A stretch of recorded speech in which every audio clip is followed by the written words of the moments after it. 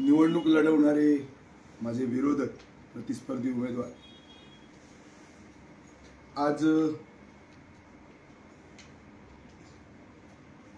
जी सत्तेमधनं जी लूट झाली, मी मागेच ज्यावेळी पहिली पत्रकार परिषद घेतली होती त्यावेळी मी आपल्याला सांगितलं होतं की फार मोठा भ्रष्टाचार हा गेल्या 8 वर्षामध्ये या नगरपालिकेमध्ये झालेला आहे आणि तेच लुटलेले पैसे, जनतेचे लुटलेले पैसे आज प्रत्येक मतदारांपर्यंत जवळजवळ प्रत्येकी 10,000 ते 15,000 रुपये मताचा दर हा त्या ठिकाणी सुरू झालेला आहे। ज्या दिवशी निलेश राणेंचा प्रचार सभा माझ्या निवासस्थानासमोर झाली त्याच वेळी अशा पद्धतीनं सर्व शहरामध्ये प्रत्येक मतदाराला 10 ते 15,000 रुपये प्रति मत अशा पद्धतीनं मताचं पैशाचं वाटप त्या ठिकाणी सुरू झालेलं आहे। खरं तर मी ज्यावेळी शहर विकास आघाडी केली आणि ज्यावेळी या निवडणुकीच्या समोर सक्षम पर्याय म्हणून त्या ठिकाणी उभा केला त्याच वेळी मी सांगितलेलं होतं की अशा पद्धतीनं पैशाचं वाटप होणार आहे। कणकवलीच्या स्वाभिमानी जनतेला पैशानं विकत घेतलं जाणार आहे, पण मला विश्वास आहे की माझ्या कणकवलीतील सुज्ञ मतदार हे पैशानं त्या ठिकाणी विकले जाणार नाही। खरं तर निवडणुकीच्या निमित्तानं मतदार हा राजा आहे आणि कुठेतरी संदेश पारकर अशा पद्धतीनं सगळ्या विरोधकांची एकत्र करून जी शहर विकास आघाडी मी निर्माण केल्यामुळे, मी त्या नगराध्यक्ष पदाचा उमेदवार रिंगणात उतरल्यामुळे कुठेतरी ही मतांची किंमत ही त्या ठिकाणी वाढलेली आहे, निर्माण झालेली आहे आणि म्हणून माझी लढाई ही लोकशाही या शहरातली वाचवण्यासाठीची आहे। किती प्रकार अशा पद्धतीचे झाले तरीही मी निवडणूक म्हणजे मी लढणारच आहे। धनशक्ती विरुद्ध जनशक्ती अशा पद्धतीची ही निवडणूक या ठिकाणी होते आणि मी सगळ्यात पहिल्यांदा सांगितलं होतं, जो नारा दिला होता की भयमुक्त कणकवली आणि भ्रष्टाचार मुक्त कणकवली याच्यासाठीची आमची लढाई आहे। आणि मी पुन्हा एकदा सांगतो, कणकवलीकरांचा जो स्वाभिमान त्या ठिकाणी मांडला गेला तरी हा मतदार हा त्या ठिकाणी या सत्ताधाऱ्याला या भ्रष्ट टोळीला त्यांची जागा त्या ठिकाणी दाखवून दिल्याशिवाय राहणार नाही। खरं तर मी कणकवलीच्या मतदारांना विनम्र असं आवाहन करतो की मी राजकारणामध्ये गेल्या 30-35 वर्षामध्ये अनेक निवडणुका लढवल्या, अनेक राजकारणातले चढउतार पाहिले, अनेक जय पराजय पाहिले आणि म्हणून मी जनतेला विनम्र असं आवाहन करतो की माझी ही नगरपंचायतीची शेवटची निवडणूक आहे। एक संधी मला तुम्ही द्या, एक संधी परिवर्तनाला द्या। जो काय कारभार या शहरामध्ये चाललेला आहे या कारभाराच्या विरोधामध्ये आपण आपलं मतदान त्या ठिकाणी करा आणि जो काय विकास शहराला, शहरवासियांना, मतदारांना, जो जनतेला जो अपेक्षित आहे तो विकास आम्ही नक्की करू। मूलभूत सुविधा, रस्ते, वीज, पाणी, आरोग्य, शिक्षण याच्याबरोबर विकासाची एक ब्लूप्रिंट घेऊन आम्ही शहरवासियांच्या समोर त्या ठिकाणी जाणार आहोत। आमचे प्रचाराचे मुद्दे भयमुक्त कणकवली, भ्रष्टाचार मुक्त कणकवली जरी असली तरी सत्ता आल्याच्या नंतर आम्ही कणकवलीकरांसाठी कुठला विकास त्या ठिकाणी करणार आहोत या विकासाची सुद्धा ब्लूप्रिंट आमच्या समोर तयार आहे शहराच्या डेव्हलपमेंट प्लॅनच्या नुसार जी आरक्षणं आहेत ती आरक्षणं आम्ही नक्की त्या ठिकाणी विकसित करू. एक शहराला एक भव्य येत्या 5 वर्षामध्ये एक क्रीडांगण देऊ, एक भाजी मार्केट, एक फूल मार्केट देऊ. सगळ्या जनतेसाठी, तरुण असतील, तरुणी असतील, ज्येष्ठ नागरिक असतील, या शहरातले सगळे नागरिक असतील, मतदार असतील, यांच्यासाठी एक सुसज्ज असा एक मल्टीपर्पज हॉल की ज्याच्यामधनं सगळ्या विविध क्षेत्रातल्या सगळ्या ज्या गोष्टी आहेत त्यांना एक भव्य अशा प्रकारचं एक संकुल निर्माण करू. त्यांच्या ज्या गरजा आहेत, त्यांचे जे प्रश्न आहेत, त्यांच्या ज्या अडचणी आहेत त्या सोडवण्याचं एक केंद्र आम्ही त्या ठिकाणी बनवू या मल्टीपर्पज हॉलच्या माध्यमातून. आणि वेगवेगळी प्रशिक्षणं असतील, वेगवेगळ्या क्रीडा असतील, वेगवेगळ्या सांस्कृतिक चळवळी असतील, ह्या सुद्धा चळवळी त्या निमित्तानं त्या मल्टीपर्पज हॉलमध्ये निर्माण कशा करता येतील. आणि जे एखादा सुंदरसा जलतरण तलाव असेल, एखादी कला अकॅडमी असेल, वेगवेगळं व्हिजन घेऊन, विकासाची ब्ल्यूप्रिंट घेऊन सुद्धा आम्ही त्या ठिकाणी येणार आहोत. येणाऱ्या 5 वर्षामध्ये कसं नियोजनबद्ध विकास हा शहरातल्या ज्या विविध करांच्या मार्फत येणारा जो कर आहे, टॅक्सेशन आहे, त्याचं कर असेल, केंद्र सरकार राज्य सरकारच्या विविध ज्या योजना आहेत त्या सगळ्या योजनांच्या मार्फत त्या ठिकाणी विकासाचा प्रयत्न त्या ठिकाणी माझा राहील. कारण या जिल्ह्यातलं हे महत्त्वाचं शहर आहे, एक महत्त्वाचं व्यापारी केंद्र आहे, महत्त्वाचं एक सांस्कृतिक केंद्र आहे, एक महत्त्वाचं एक राजकीय केंद्र आहे. आणि मग त्याच धर्तीवर किंवा तशा पद्धतीचं एक चांगलं काम या शहरामध्ये उभा करण्याचा माझा त्या ठिकाणी मिळाला पाहिजे. आणि मग ती त्या ठिकाणी सत्तेमधनं त्या ठिकाणी असेल, जे अधिकार असतील त्याच्यामधनं त्या ठिकाणी पैसे आणून कणकोलीकरांचा त्या ठिकाणी सर्वांगीण विकास त्या ठिकाणी केला जाईल. आणि म्हणून मी परत एकदा सांगतो की जनतेचे जे लुटलेले पैसे आहेत गेल्या 8 वर्षामध्ये या शहरातनं, तेच पैसे कुठंतरी त्याच्यातले 10% पैसे वाटण्याचा हा प्रयत्न आहे. आणि म्हणून मतदाराची किंमत त्या ठिकाणी ठरवलेली आहे. प्रत्येक मताला 10,000 ते 15,000 रुपये किंमत ही या मताची त्या ठिकाणी झालेली आहे. आणि म्हणून याचा कुठेही परिणाम, जर तुम्ही विकासाच्या मुद्द्यावर निवडणूक लढवणार होता तर तुम्हाला पैसे वाटण्याची वेळ का आली, का त्या ठिकाणी तुम्ही पैसे वाटताय? म्हणजे तुम्हाला पराभवाची चाहूल लागलेली आहे. तुमचा पराभव मोठ्या मताधिक्याने होतोय हे तुमच्या लक्षात आल्याच्या नंतर तुम्ही आता शेवटचं अस्त्र हे जे काही पैशाचं आहे हे तुम्ही आता काढलेलं आहे. पण याचा कोणताही परिणाम माझ्या कणकोलीच्या जनतेवर त्या ठिकाणी होणार नाही. माझी कणकोली ही या शहर विकास आघाडीवर त्या ठिकाणी विश्वास दाखवेल आणि एक सुंदर कणकोली, एक सर्वांगीण विकासाकडे, प्रगतीकडे जाणारी कणकोली, एक शांत कणकोली, अशा पद्धतीचे एक सुंदर नियोजन आम्ही या शहराचं त्या ठिकाणी करणार आहे. खरं तर याची सुरुवात एक आज निवडणूक चिन्हाच्या निमित्ताने झाली. जो आपण अनेक जे आपण कार्य करतो त्यावेळी, ज्यावेळी शुभारंभ करतो किंवा ज्याची सुरुवात करतो त्यावेळी श्रीफळाने करतो. आणि एक शुभचिन्ह आमच्या शहर विकास आघाडीला त्या ठिकाणी नारळ हे त्या ठिकाणी मिळालेलं आहे, श्रीफळ हे त्या ठिकाणी चिन्ह मिळालेलं आहे. आणि नुसतंच नगराध्यक्ष नाही तर सगळ्या माझ्या पॅनलच्या नगरसेवक आणि नगरसेविकांना एकच चिन्ह हे या शहरामध्ये मिळालेलं आहे. आणि म्हणून शुभ कार्याला सुरुवात झालेली आहे. नारळ हे महत्वाचं चिन्ह, श्रीफळ हे चिन्ह त्या ठिकाणी मिळालेलं आहे. आणि प्रत्येकाच्या घराघरापर्यंत हे चिन्ह आम्ही पोचवू. जर मिळाल्यापासून मला वाटतं पत्रकं सुद्धा छापून झाली, अशा प्रकारचे बॅनर सुद्धा लागले आणि घराघरामध्ये ती चिन्ह, कारण लोकांना उत्सुकता होती. मी ज्यावेळी प्रचाराला फिरत होतो शहर विकास आघाडी म्हणून उमेदवार घेऊन, त्यावेळी प्रत्येकजण त्यावेळी मतदार विचारत होता, जनता कणकोलीतली विचार होती, लोकांना उत्सुकता होती की कोणती निशाणी आपली आहे. आणि ती उत्सुकता आज संपलेली आहे. लोकांना नारळ हे चिन्ह हे त्या ठिकाणी माझ्या पॅनलला शहर विकास आघाडीला मिळालेलं आहे. आणि म्हणून मी पुन्हा एकदा आपल्याला सांगतो की मतदार हा राजा आहे आणि या शहरामध्ये पुन्हा एकदा लोकशाही निर्माण झाली पाहिजे. सर्वसामान्य माणसाला भविष्यामध्ये निवडणूक लढवता आली पाहिजे.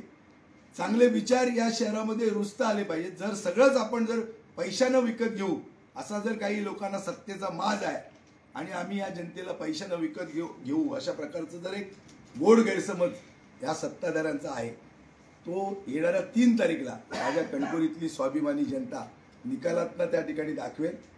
आणि हा पैसा कोणत्या मार्गाने आला, एवढा पैसा कणकवली शहरामध्ये त्या ठिकाणी कशा पद्धतीने आला. आणि मी हेच सांगत होतो निवडणुकीच्या प्रचाराला जेव्हा मी सुरुवात केली तेव्हा हेच मी सांगत होतो की या शहरामध्ये एक भय आहे आणि दहशतीचं राजकारण आहे. ते भयमुक्त आम्ही कणकवली करणार. आणि जो आज पैसा वाटला जातोय तो भ्रष्टाचाराच्या मार्गाने आलेला पैसा आहे. आणि म्हणून आम्ही कणकवली शहर हे भ्रष्टाचार मुक्त करणार आहोत हे मी पहिल्यांदाच सांगितलं होतं. आणि म्हणून आज या रिंगणामध्ये शहर विकास आघाडीकडून आम्ही उतरल्यामुळे आज मतदाराची किंमत त्या ठिकाणी 10,000, प्रत्येक मतदाराची किंमत 10,000 आणि 15,000 रुपये झाली. आणि म्हणून कुठंतरी या पैशाचा बाजार मांडून या निवडणुका जिंकण्याचा एक प्रयत्न चालू आहे. पण मी जर तुम्ही विकासाच्या मुद्द्यावर निवडणूक लढवणार होता, विकास तुम्ही केला असं जर जनतेला तुम्ही सांगत होता, तर हा विकास नेमका गेला कुठे आणि मग तुम्हाला का त्या ठिकाणी पैसे वाटावे लागतात. जनतेची लूट जी आपण गेल्या 5-8 वर्षामध्ये या शहरामध्ये केलेली आहे त्या लुटीतलेच काही पैसे आपण हे जनतेला या ठिकाणी वाटतायत. आणि त्यामुळे मतदार राजा माझ्या शहरातला सुज्ञ आहे. यांची जागा किती त्या ठिकाणी यांनी पैसे वाटले तरी त्यांना त्यांची जागा त्यांना पराभूत करून विजयाचा गुलाल 3 तारीखला शहर विकास आघाडी या शहरामध्ये त्या ठिकाणी उधळेल. या शहरामध्ये मी नगराध्यक्ष पदाचा उमेदवार आहे. मी जनतेच्या प्रेमावर, विश्वासावर आणि आशीर्वादावर त्या ठिकाणी मोठ्या मताधिक्याने निवडून येईल. माझ्याबरोबर जे 17 नगरसेवक आणि नगरसेविका उभ्या आहेत त्या सुद्धा मोठ्या मताधिक्याने प्रत्येक प्रभागातनं वॉर्डामध्ये त्या ठिकाणी निवडून येताना आपल्याला दिसतील. आणि म्हणून आज ही पत्रकार परिषद घेऊन मी आपल्यासमोर ही भूमिका त्या ठिकाणी मांडलेली आहे की माझी कणकवलीतली जनता ही सुज्ञ आहे, स्वाभिमानी आहे. ही कुठेही त्या ठिकाणी पैशाला विकली जाणार नाही.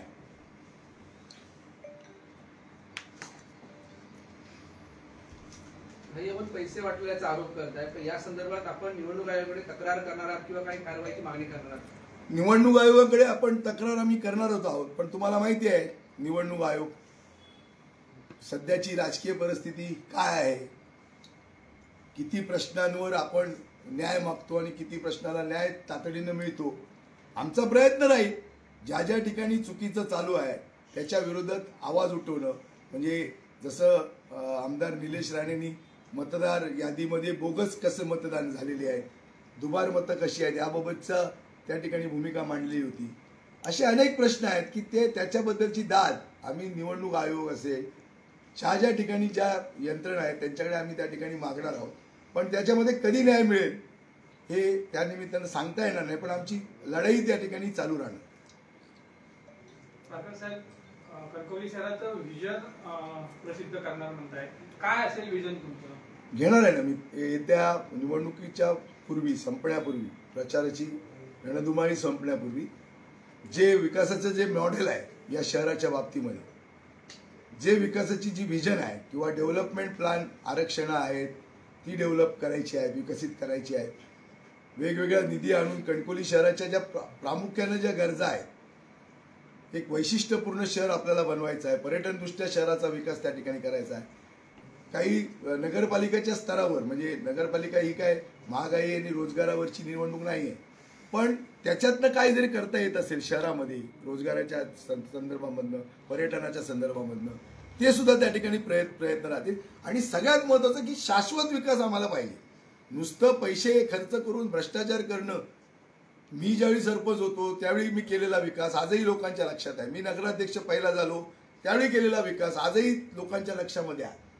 तशा प्रकारचा विकास जो आजही, म्हणजे सरपंच होतो त्याला अनेक वर्ष झाली, नगराध्यक्ष होतो त्यांना अनेक वर्ष झाली, कारण ही 8वी निवडणूक आहे नगरपालिकेची.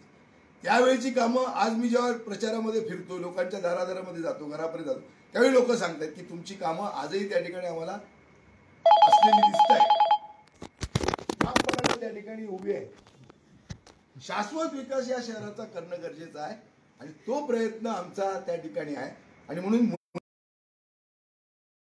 सर्व मतदारांची, जनतेची ते त्या ठिकाणी मिळतीलच. पण वैशिष्ट्यपूर्ण असं काम, ठळक असं काम शहरामध्ये, म्हणजे कणकवली एक महत्वाचं शहर आहे.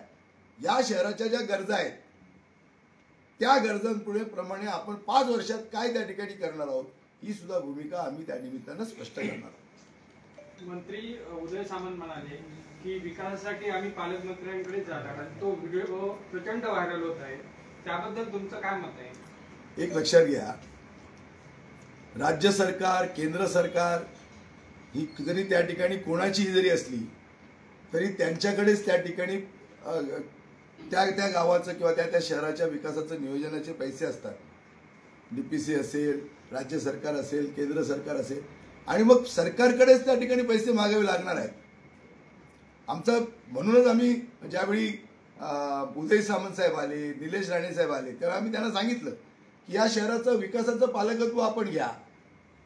जो काही राज्य सरकारचा नगर विकास खाता आहे, राज्याचे मुख्यमंत्री आहेत, या सगळीकडचा जो पैसा आहे हा पैसा कसा या माझ्या शहराला मिळेल, कसं शहराला झुकतं माप विकासाच्या बाबतीत मिळेल, हीच भूमिका आम्ही त्या ठिकाणी मांडलेली आहे. आणि म्हणूनच आपण ही सगळी शहर विकास आघाडी केलेली आहे की जो कणकवलीकरांना आम्ही शब्द देणार आहोत हा आम्ही विकास करणार आहोत.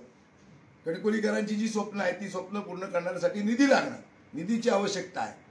जो काही कणकवलीचं जे बजेट आहे नगरपालिकेचं, मालमत्ता कर, शिक्षण कर किंवा इतर कराने येणार, त्याच्यातनं आम्ही विकास करूच.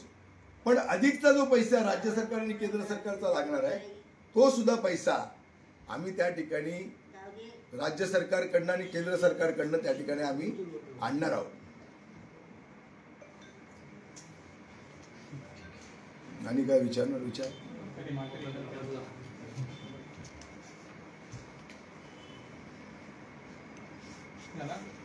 काय प्रश्न असतील तर विचारा. यावरच पालकमंत्री नितेश राणे यांनी सावंतवाडीत असं म्हटलंय की व्हाया येण्यापेक्षा थेट माझ्याकडे या असं म्हटलंय. पालकमंत्री हे शेवटी जिल्ह्याचे पालकमंत्री आहेत, त्यांना ते अधिकार आहेत. तर कोणीही त्या ठिकाणी पालकमंत्री म्हटल्यानंतर विकासाच्या कामासाठी जाणार, त्याने ठरवायचं आहे की कोणाला मदत करायची की नाही करायची. प्रत्येक नगरपालिका जी असेल किंवा विकासाचा निधी इथली जनता आहे ही प्रत्येक पालकमंत्री जे असतील त्यांच्याकडे जाणार आहेत विकासाच्या कामाबद्दल. त्यांनी द्यावं की न द्यावं हा त्यांचा प्रश्न आहे. पण त्यांच्याकडे जो येणारा जो निधी आहे राज्य सरकारचा तो त्यांना वाटण्याचा अधिकार आहे ना. जर समजा नगरपालिका शहर विकास आघाडीकडे उद्या आली आणि विकासाला जर पैसे लागत असतील तर त्या ठिकाणी आम्ही जाऊ ना, राज्य सरकारकडे जाऊ, पालकमंत्र्यांकडे जाऊ, केंद्र सरकारकडे जाऊ. शेवटी जनतेची जी जबाबदारी आपण स्वीकारलेली आहे सत्ता एकदा आल्याच्या नंतर, तर त्याच जबाबदारीला किंवा सत्तेला न्याय देण्याचा प्रयत्न आमचा राहणार आहे. आणि मग त्या ठिकाणी जर कोण आमदार असतील, खासदार असतील, मंत्री असतील, मुख्यमंत्री असतील, नगर विकास मंत्री असतील, आमदार असतील, या सगळ्यांकडे त्या ठिकाणी आम्ही पैशाची निधीची मागणी त्या ठिकाणी करणार आहोत. कारण आम्ही जनतेचा जर विकासाचं जर स्वप्न दाखवलं असेल, काही मूलभूत सुविधांच्या बरोबर काही ठळक काम आपल्याला करायचं असेल तर निधीची आवश्यकताही लागणार आहे. आणि त्यांना शेवटी लक्षात घ्या, कणकवलीला सुद्धा झुकतं माप द्यावं लागणार आहे. शेवटी इथं कणकवलीमध्ये नागरिक राहत आहेत, लोक शहर विकास आघाडीमध्ये जर समजा आम्हाला सत्ता हातामध्ये दिली, काही ठिकाणी त्यांना सुद्धा जबाबदारी लोकांनी दिलेली आहे. गेली 15 वर्ष ते आमदार आहेत या भागाचे, म्हणजे 11 वर्ष तर झाली, 3 टर्मचे आमदार आहेत. लोकांची जबाबदारी त्यांच्यावर आहे ना विकासाची.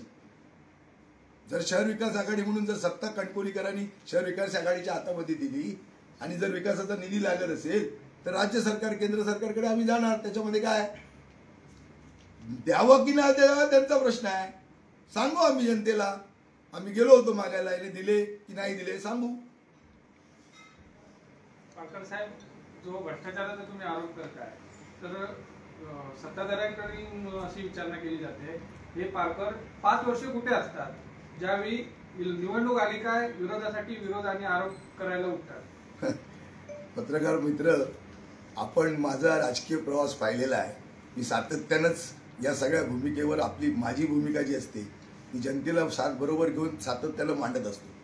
त्यांना कदाचित माझा म्हणजे जो प्रभाव आहे जनतेवरचा, हा प्रभाव जाणीव त्यांना झाल्यानंतर त्यांना दिसत असेल. संदेश पारकर हा लोकांच्या मनामध्ये आहे. संदेश पारकरांना एक संधी मिळावी अशा प्रकारची जनतेमधली तीव्र इच्छा आहे. त्यांनी आमदार व्हावं, त्यांनी खासदार व्हावं, त्यांनी नगराध्यक्ष व्हावं, हे सर्वसामान्याचं मत आहे. आणि म्हणून त्याचा प्रभाव कुठेतरी होतोय आणि म्हणून त्यांना ती माझा जो मी जी काय या संपूर्ण एक शहर विकास आघाडी केली त्याचा किती परिणाम झाला, लोक कशी त्या ठिकाणी उत्स्फूर्त त्याचा लोक एकत्र झाली, जनतेनं निवडणूक आता ही हातामध्ये घेतलेली आहे. कणकवली शहरातली लोक त्या ठिकाणी विरोधामध्ये जमा होऊ लागलेले आहे. लोकांना ही जी टोळी आहे भ्रष्ट टोळी याच्या विरोधामध्ये जनतेचा कौल आहे आणि म्हणून त्यांच्या लक्षात आलंय की आता पराभव समोर डोळ्यासमोर दिसू लागलाय, पराभवाची चाहूल लागली आहे आणि म्हणून विकासाच्या मुद्द्यावरून आता पैशाच्या वाटपाकडे प्रत्येक मताला 10,000 रुपये अशा पद्धतीने जर पैसे वाटत असतील 10 आणि 15,000 रुपये, हे पैसे आले कुठून? आणि म्हणून मी तेच सांगत होतो, जो भ्रष्टाचार झालेला आहे गेल्या 8 वर्षात 400 कोटी रुपयाचा निधी आला, तो निधी गेला कुठे, नेमका कोणाचा विकास झाला, कोणाच्या घरात गेला पैसा आणि आज तो पैसा आता येतोय लोकांपर्यंत. पण मी तुम्हाला सांगतो, मी हे पण अनुभव घेतलेले आहेत की लोकांनी त्या पैशाला सुद्धा विरोध केलेला आहे. काही लोकांनी पैशाला सुद्धा विरोध केला, पैसे घेऊन जा म्हणून सांगितलेलं आहे पाठी. पण मी पण जनतेला सांगतो, हे तुमचेच लुटलेले पैसे आहे, ही लक्ष्मी आहे, ही घ्या, पण करायचं ते करा, सत्ता परिवर्तनाला साथ द्या.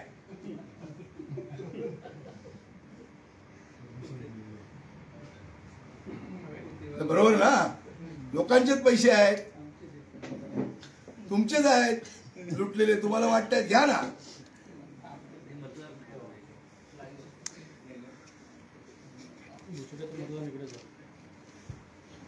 उदय सामंत यांची एक कॉर्नर सभा झाली, आता प्रचाराच्या अंतिम टप्प्यात आणखी कोणाची सभा वगैरे असं काही नियोजन आहे का? एक स्थानिक स्वराज्य संस्थांच्या निवडणुका आहे आणि त्यामुळे त्याचा कार्यकर्ते अशा खळा बैठका म्हणा किंवा छोट्या छोट्या बैठका किंवा प्रचार रॅली ही त्या ठिकाणी होऊ शकते, कारण आता वेळ नाही.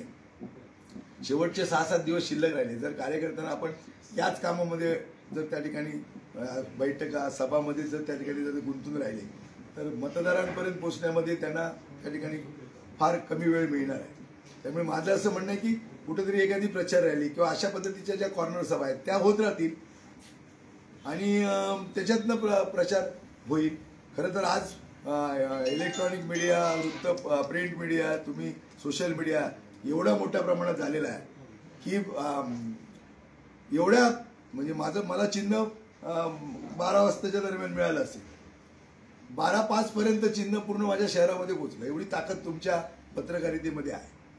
त्यामुळे आता काय वेळ लागत नाही, म्हणजे पूर्वीसारखं आता आपण स्मार्ट झालो. त्यामुळे चिन्ह पोचलं, उमेदवार पोचला आणि जी उत्सुकता होती जनतेला तीच संपली की आता नारळ घेऊनच आम्ही प्रचाराचा शुभारंभ करतो, ही भूमिका जनतेची आहे. आणि शुभ प्रतीक आहे, श्रीफळ म्हणतात त्याला. नारळ जरी म्हणत असले तरी कुठच्याही शुभ कार्याला श्रीफळ लागतं आणि ते श्रीफळ मला मिळालंय. त्यामुळे विजय हा 100% आहे. फक्त तो केवढ्या मताधिक्यानं होतं एवढंच फक्त 3 तारीखला कौल आपल्याला घ्यायचा. भाई 2 दिवसापूर्वी कॉर्नर सभा झाली, त्यामध्ये मंत्री उदय सामंत यांनी तुम्ही राजीनामा पक्षाचा आणि सगळ्या पदांचा दिला असं बोललाय. नेमका तुम्हाला राजीनामा का द्यावासा वाटला, कारण काय होती? एक लक्षात घ्या, ज्यावेळी आम्ही शहर विकास आघाडी केली त्यावेळीच आम्ही सांगितलेलं होतं की आम्ही सगळ्यांनी पक्षाचे झेंडे, पक्षाची राजकीय पात्रत्वाने बाजूला ठेवून सगळ्यांना एकत्र घेऊन आम्ही एक शहर विकास आघाडी निर्माण केलेली आहे आणि तशा पद्धतीनं आम्ही या जनतेच्या समोर एक सक्षम पर्याय ठेवलेला आहे. त्यामुळे कोण कुठच्या पक्षाचा आहे याच्यापेक्षा शहर विकास आघाडी महत्वाची आहे. मतांचं विभाजन होऊ नये, सगळी मतं एकत्र राहावी आणि या भ्रष्ट टोळीच्या विरुद्ध, या भ्रष्टाचारी सत्ताधाऱ्यांच्या विरुद्ध जनतेचा एक कौल घ्यावा आणि त्याला सक्षम पर्याय द्यावा आणि म्हणून आम्ही ही शहर विकास आघाडी निर्माण केलेली आहे. हा एक कणकवली पॅटर्न आहे. राजीनामे पक्षात संदेश पारकर हे जरी जिल्हा प्रमुख असले तरी आता शहर विकास आघाडीच्या काळामध्ये ते जिल्हा प्रमुख नाहीत. सगळेजण हे सर्वपक्षीय आहेत. सुशांत नाईक युवासेना जिल्हा प्रमुख आहेत, त्यांनी पण राजीनामा दिला आहे का? लक्षात, मी तोच मुद्दा क्लिअर करतो. ज्यावेळी आम्ही शहर विकास आघाडी करण्याचं ठरवलं त्यावेळी सगळ्यांनी पक्षाची राजकीय पात्रत्वाने बाजूला ठेवून, पक्षाचे झेंडे बाजूला ठेवून, आज आम्ही चिन्ह कुठचं घेतलंय, आम्ही श्रीफळ घेऊन लढतोय, नारळ घेऊन लढतोय. म्हणजेच काय, पक्ष बाजूला ठेवून आम्ही एक शहर विकास आघाडी केलेली आहे. आणि या शहर विकास आघाडीच्या माध्यमातून आम्ही एक सक्षम पर्याय या भ्रष्टाचारी सत्ताधाऱ्यांच्या विरोधामध्ये दिलेला आहे. माजी आमदार वैभव नाईक यांनी आज असा एक आरोप केला आहे निलेश राणेंवर की सातत्याने निलेश राणे आश्वासनं देतात पण ते विकास निधी आणत नाही किंवा कामं करू शकत नाही म्हणून. तुमच्याच शहर विकास आघाडीला एक सुरुवातीपासून वैभव नाईक हे तुमच्या सोबत होते, काही प्रभागांमध्ये ते प्रचार रॅलीसाठी फिरले होते, तर निलेश राणे पण तुमच्या प्रचार रॅली निलेश राणेंवरच वैभव नाईक आरोप करतायत. नाही, काय आहे की निवडणुका जिल्ह्यामध्ये 4 ठिकाणी आहे आणि 4 ठिकाणी काही शहर विकास आघाडी झालेली नाही. शहर विकास आघाडी फक्त कणकवलीपुरती शहरापुरती मर्यादित आहे. त्यामुळे वेगवेगळी विधानं ही त्या ठिकाणी होऊ शकतात. त्याच्यामधनं काय असं काय वेगळं वाटून घेण्याची गरज नाही. प्रत्येकाने एक स्ट्रॅटेजी ठरवून आम्ही त्या ठिकाणी काम करतोय. प्रत्येकाला जबाबदारी आहे, त्या जबाबदारीतनं प्रत्येकजण त्या ठिकाणी बोलतोय आणि म्हणून हे कणकवलीला लागू होत नाही. कणकवली शहर विकास आघाडीमध्ये जो काही विषय आहे, मालवणचा असेल, सावंतवाडीचा असेल किंवा वेंगुर्ल्याचा विषय असेल, याच्याशी या शहर विकास आघाडीचा आणि त्या तिथल्या राजकारणाचा काही संबंध नाही. एक शेवटचा प्रश्न, 17 प्रभागापैकी आणि नगराध्यक्षापैकी किती जागा आपण निवडून? मी 17च्या 17 नगरसेवक आणि नगराध्यक्ष एकूण 18 लोक. शेवटी मी तुम्हाला सांगितलं की जनतेचा उद्रेक आहे. जेव्हा जनता निवडणूक हातामध्ये घेते त्यावेळी कुठल्या म्हणजे सत्ताधाऱ्यांच्या हातामध्ये निवडणूक राहत नाही. अनेक लोकांना पराभूत व्हावं लागलंय. ज्यावेळी लोक निवडणूक हातात घेतात त्यावेळी अनेक सत्ताधीशांना पराभूत व्हावं लागलंय. हा इतिहास आहे आणि तोच इतिहास या कणकवली शहरामध्ये घडणार आहे 3 तारीख. नगराध्यक्ष पदासाठी मताधिक्य किती असेल? आता आधी मतदान किती होतं ते बघू ना. 1000 मताधिक्याने येणार. नाही, आधी मी सांगत नाही. याचं कारण असं आहे की कणकवली शहर हे 14,000 मतदारसंख्येचं शहर आहे. एकूण किती मतदान होतं आणि काय होणार ते झाल्यानंतरच मी सांगेन ना. ज्या दिवशी 2 तारखेला संध्याकाळी मतदानाचे आकडे माझ्या हातामध्ये येतील तेव्हा मी किती मताधिक्याने निवडून येईन हे तुम्हाला मी सांगेन.